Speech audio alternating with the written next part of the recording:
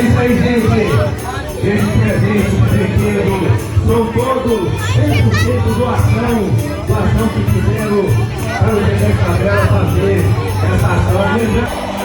Pode vir descendo, desce criançada.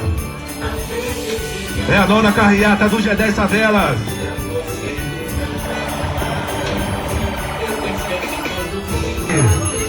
Essa comunidade fenomenal que é a comunidade de Teresópolis.